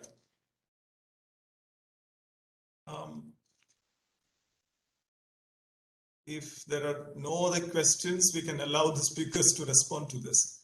Prakash, it's your time first. Yeah. See here, one question raised is about the total stock of migrants. See, first we have to bear in mind that all the total stock of migrants estimated by UN, estimated in Kerala, or estimated by other agencies are rough estimates based on certain assumptions. I can very well say that I have checked the UN data on migration. And I found that on the basis of certain assumptions, they have calculated the growth of data in GCC countries. They are not based on census or any other hard evidence on the basis of certain. This is the thing. You take the case of Kerala's data. See here we have two data is there relating to the total stock of immigrants from Kerala. You just take the case of Kerala's data 2013. See, according to CDS estimate, it is 20.70 lakh in 2013. On the other hand, in the same year, the Department of Economics and Statistics, they have conducted a survey, and what they say is that in the same year, the total number of stock of Kerala immigrants in Gulf is 14 lakhs. Same year. One is a census, the other is a sample survey based on that. Again, see, we have now talking about the return data of NORCA. It is also, they have not said that, see, we are supplying some data, but we are not responsible for the data. That is the position they have taken. See, NORCA has given a data of return. They said that it is 14 lakh. And again, they are saying that we are not very sure. This is some rough data. So this is a first point you have to understand, that all the estimates on Kerala's immigrants and also the Indian total stock of immigrants are rough estimates based on certain assumptions. And so this is number one point. See, regarding our purpose, we have taken a sample, more sample from Calicut district and also Kannur district and Malappuram district on the basis of the NORCA data. NORCA data says that more people returned in Malappuram, Kannur and Calicut district. So we have taken more data. Again, regarding our sampling method, this is a sampling method we have used. See, it is very difficult to identify who is the person who returned and who is staying returned due to COVID crisis. We have approached the local authorities. We have also identified the wards from where people are available. So we have identified so many wards, and our investigators went there, and from that we have selected. We have selected the available thing. But you have to bear in mind that our sample consists of a very large sample. That is, we have, let me say the total number of samples we have covered. So here we have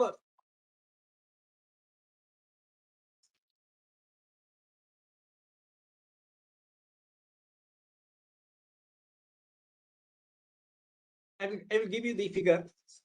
Yeah, that's fine, Mr. Prakash. Yeah. That is, I think, see, we have taken 11 Gram Panchayat and municipalities from all the 5 districts. And out of this, the total number of wards is about 306. Out of the total 306 total wards, we have selected samples from 100 wards. And this belongs to 5 districts. And this also belongs to 11 taluks. So I think that our written data really reflect a representative sample of the entire state. We have taken districts like Kannur, Kozhikode and Malappuram, as well as we have taken Pathanamthitta, where the number of return is lower. Again, we have taken in Thiruvananthapuram, especially in Varkala place. So I think taking into the constraints and difficulties, somewhat we have taken a sample which is more representative, and I am of the view that, see, I have been conducting so many surveys, not only on migration, but other aspects also. See, this is one of the survey which I find it, our team find it very difficult to conduct because of so many problems, so many difficulties. Okay. So my one assessment is that we have tried our level best to get a representative sample, and on that basis. So I am again asserting that whatever we say is based upon the hard evidence or the information supplied by 404 return migrants. Okay, thank you very much. So our time has just over, but so please be brief in your response, Vinoj, Praveena, and others first. Yeah. Vinoj will respond. Yeah.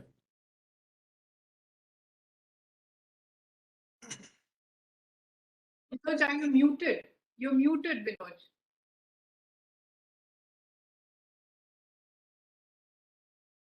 Vinod, you're still muted.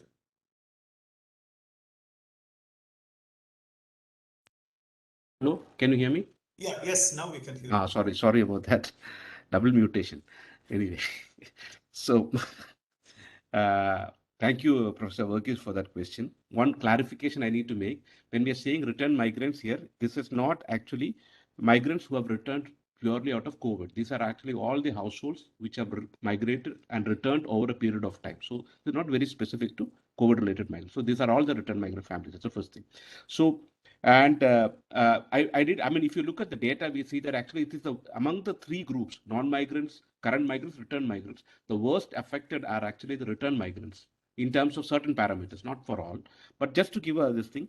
But what I understand is this thing: the return migrants are the worst affected because of the specific characteristics that are associated with those migrants who had migrated at an early age and who has returned. They are basically less educated, older people who are self-employed, and right now in the Indian labor market, where there is not much of a place for this kind of people. Like if you're older, if you're self-employed, and if you are coming with certain types of occupation that you have worked for some time, which does not have kind of replication in the Indian labor market right now, then you are probably out of the particular, the first crisis that hits you, you may be out of this thing. That's what we are seeing right now.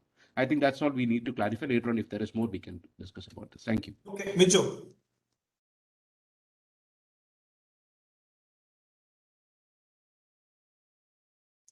You are also muted. Regarding the investment on agriculture, what I feel is like, especially in the highlands context, the landowners are able to sustain with the agriculture, even though with land use changes and all, is because of remittances.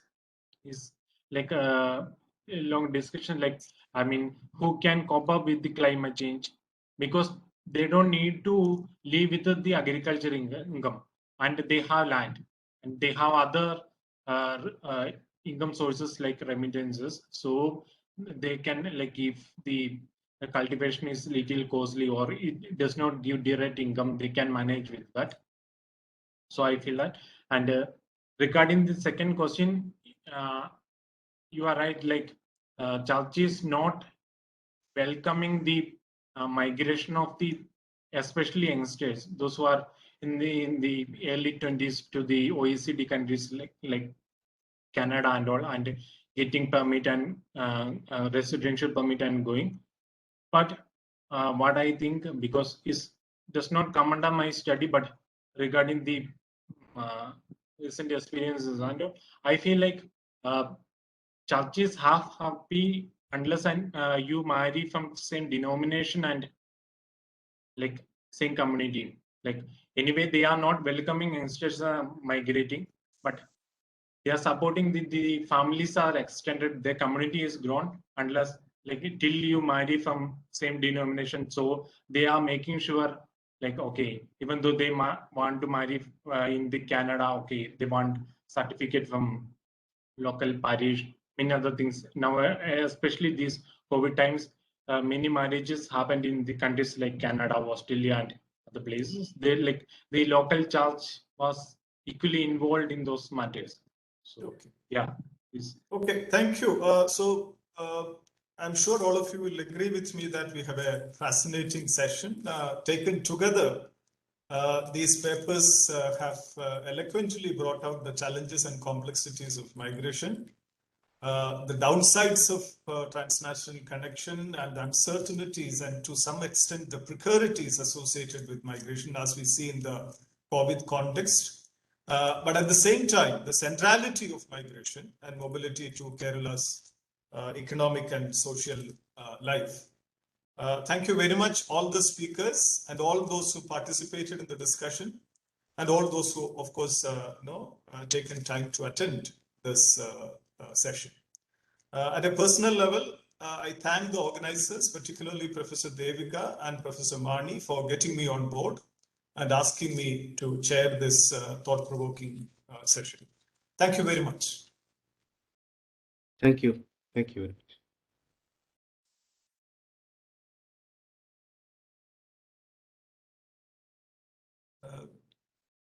Devika, is it a break now? Can I leave? Just a second. No, actually, we are going straight into the next panel discussion.